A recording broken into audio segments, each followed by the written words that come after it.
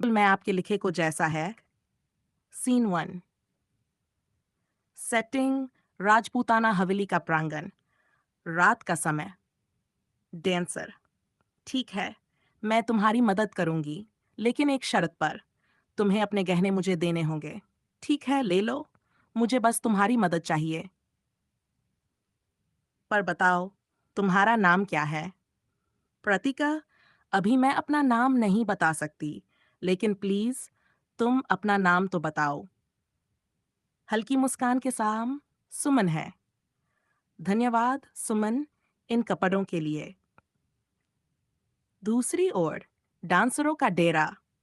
अरे, चोरी सुमन किधर है? अभी तो राजकुंवर सा पधारेंगे। एक नर्तकी भी कम हुई तो अच्छा नहीं लगेगा।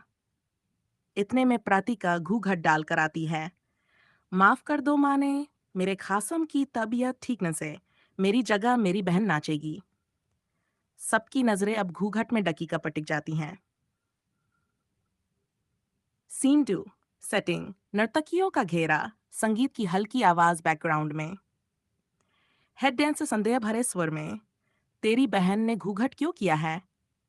सुमन: उसके चेहरे पर दाग है, इसलिए। मेन डांसर की ओर मुड़कर: कोई बात नहीं, हम सब तो वैसे भी घूंघट डालकर ही नाचते हैं। सब मान जाते हैं, गहरे घूंघट में छुपी खड़ी है। बस सब जल्दी जल्दी हो जाए।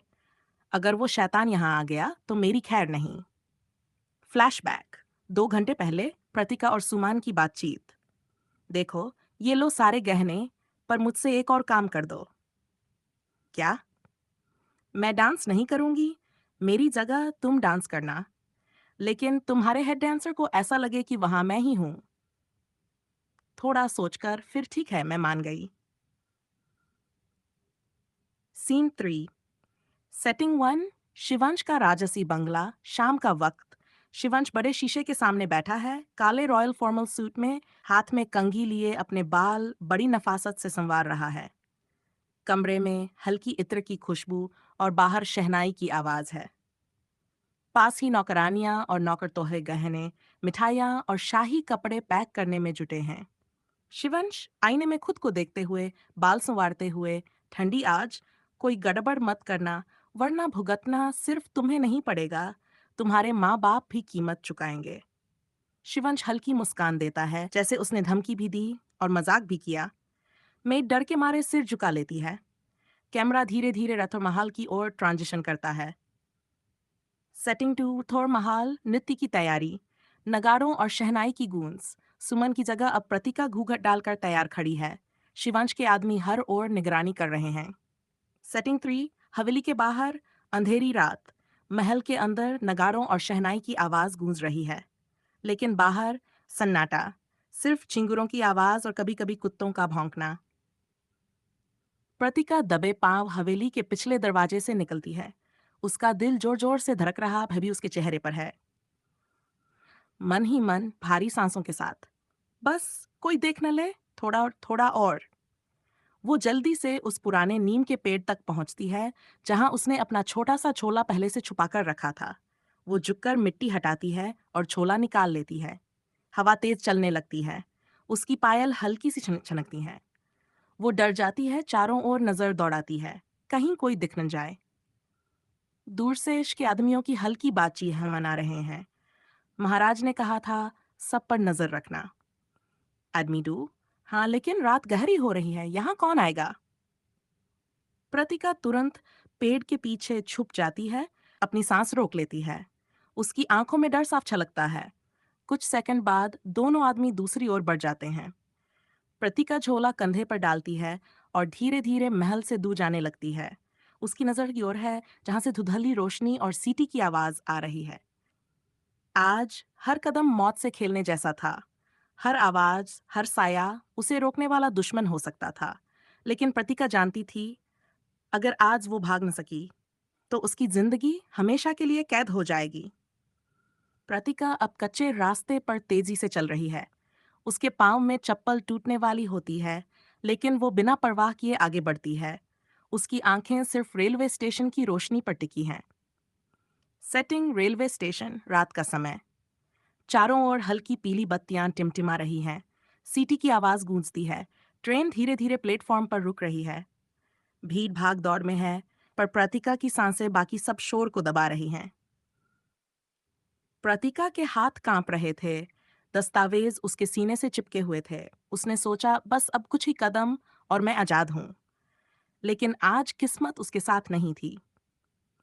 अचानक भीड़ को चीरते हुए काले सूट में लिपटा एक लंबा दबंग शख्स प्लेटफॉर्म पर उतरता है। उसके पीछे काले चश्मे और वायरलेस वाले बॉडीगार्ड्स, हाथों पर चमकते हुए ओम के लोगों का टैटू। प्रातिका चौंकते हुए मन में फुसफुसाहट, ये लोग? ओह, इनके हाथ पर तो ओम का निशान है। मतलब ये वही है, वही शख्स, यही है शिवांश। प्रतिका ने उसे पहली बार देखा। काला रॉयल सूट, ठंडी आंखें और उसके चारों ओर मौत जैसा सन्नाटा। वो डर गई, लेकिन डर से ज्यादा उसमें हिम्मत थी। ट्रेन की सीटी और तेज होती है। लोग धक्का मुक्की कर ट्रेन में चढ़ रहे हैं। प्रतिका भी भागती है, अपने सारे दस्तावेज कसकर पकड़ते हुए। नहीं, मैं रुक नहीं सकती, मुझे जाना ही होगा। वही प्लेटफॉर्म पर भागती है, लेकिन तभी उसका चप्पल टूट जाता है। वो ठोकर खाती है और जोर से जमीन पर गिर जाती है। उसके दस्तावेज चारों तरफ बिखर जाते हैं। सीन कांपती आवाज में, हे भगवान, मेरी किस्मत क्यों हर बार मेरे रास्ते में आ खड़ी होती है। धीरे धीरे कदमों की आहट पास आती है। काले जूतों की खटखट स्टेशन की फर्श पर गूंजती है। कैमरा ऊपर जाता है।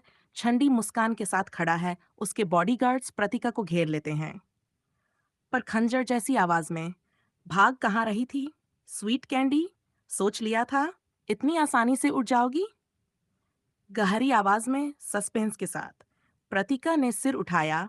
उसकी आंखों में डर भी था और नफरत भी। उसने पहली बार शिवंश के चेहरे को ठीक से देखा। आजादी और कैद बस एक ही पल के फासले पर खड़े थे। ट्रेन सीटी देती है और धीरे धीरे स्टेशन छोड़ देती है। प्रतिका की आखिरी उम्मीद भी उसके साथ चली जाती है। प्रतिका अब फंस चुकी है। शिवंश के सामने उसकी सांसें तेज हो रही हैं। पर अब सवाल ये है, शिवंश आगे क्या करेगा? प्रतिका का क्या होगा? और मासा, जो दूर बैठकर इस खेल को देख रही है, वो अब कौन सा अगला दांव चलेगी?